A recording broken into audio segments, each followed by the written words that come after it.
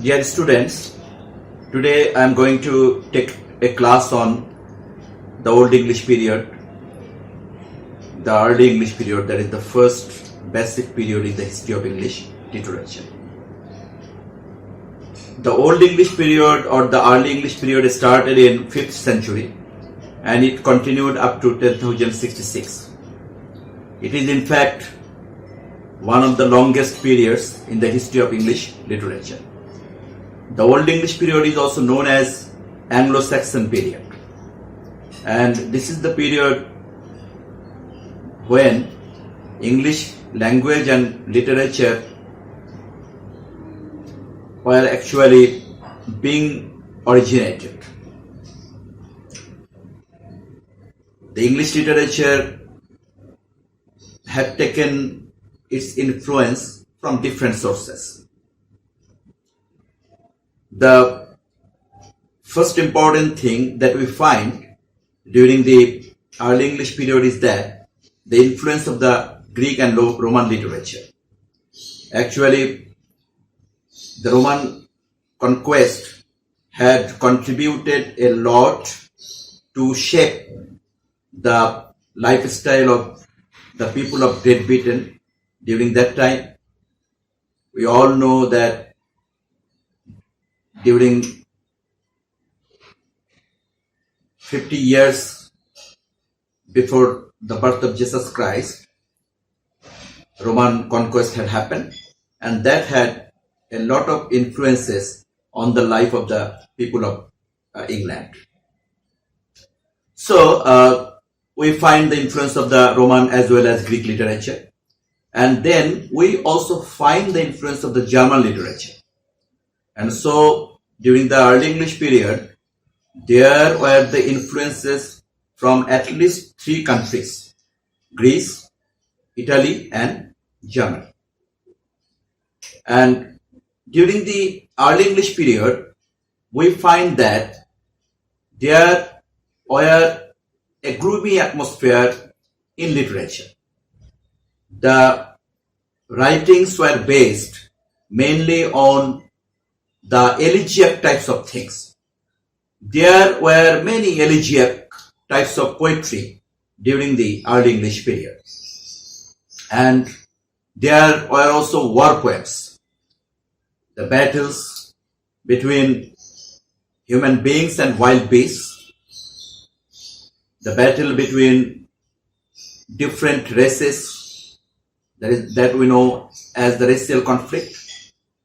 And that is why in literature there was the predominance of gloomy atmosphere, for which elegiac type of literature was originated during this time. And during the early English period, there was also the epic type of poetry. And the first epic in the history of English literature is known as Beowulf, though the writer of this epic is not known to us, but Beowulf is regarded as the first epic in the history of English literature, though it cannot be considered to be the first successful epic. But later writers had taken many influences from the first epic in the history of English literature. During the early English period, there was the secular type of poetry. Still, Christianity had not been so much influential. Christianity was influencing phase by phase, but still there was secular type of poetry, or there was the predominance of secular type of poetry. And later on, Christian type of poetry had also been found during the early English period. So we find the blending between secular and Christian type of poetry, though there was the dominance of secular type of poetry during the early English period. And most of the poems written during the early English period were, found without the name of the writers. So the poems were found, but the name of the writers are not known to the people. And during this time, we find the quest motive as the subject matter of literature. The people, were very much adventurous, and so there was the adventurous type of poetry in which there was the quest motive, and there was the sea voyages, and there was the influence of nature on human beings, and people attempted to conquer more and more countries, and that has been found to be the basics of literature during the early English period. And during this period, there was the translation of Bible. The first Bible had been translated during this time, and the mythologies had also been translated. And so, English literature during the early English period had taken influences from Bible, as Bible was already translated with the initiative of King Alfred, and also there was the translation of mythological types of writings for the first time. Though in the later period there were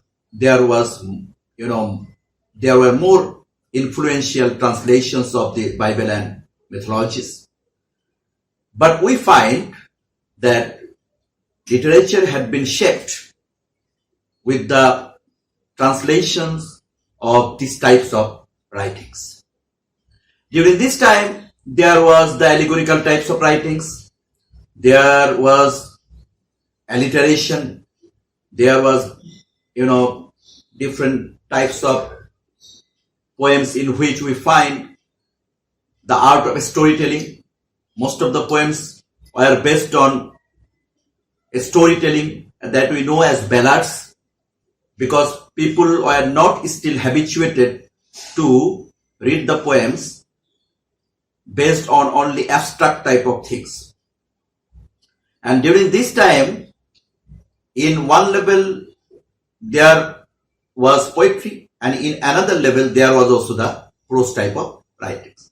There were the translation of different types of homilies, the bibliography, the lives of the saints, lives of different type of extraordinary persons had been found to be reflected in literature. We find many writings, many poems, but the writers were not known. But two poets were familiar during that time. One was Caedmon. Caedmon was one of the most significant poets during the early English period. Caedmon had written many writings such as Genesis, Exodus, Christ, Saturn, Daniel. These are the writings of Caedmon. And another famous poet was Cynewulf.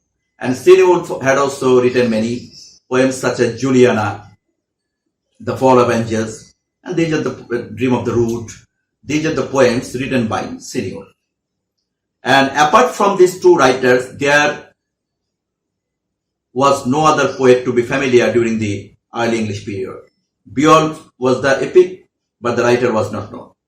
And there were many other poems such as Wheat Seed, Lead Seed, the Battle of Maldon, the Battle of Bernenberg, the Ruinberg, the Wife's Complaint, Husband's Message, Dior's Lament.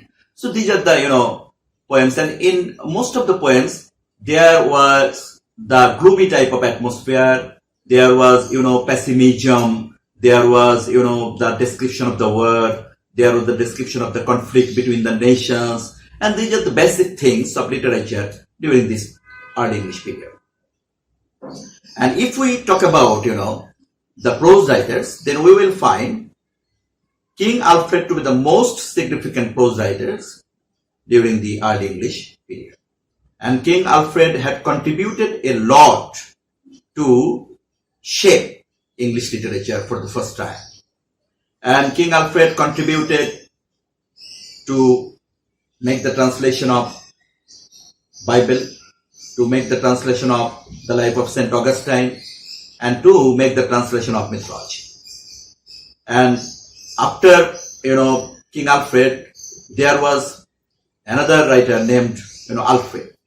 So Alfred had also contributed to develop English prose for the first time.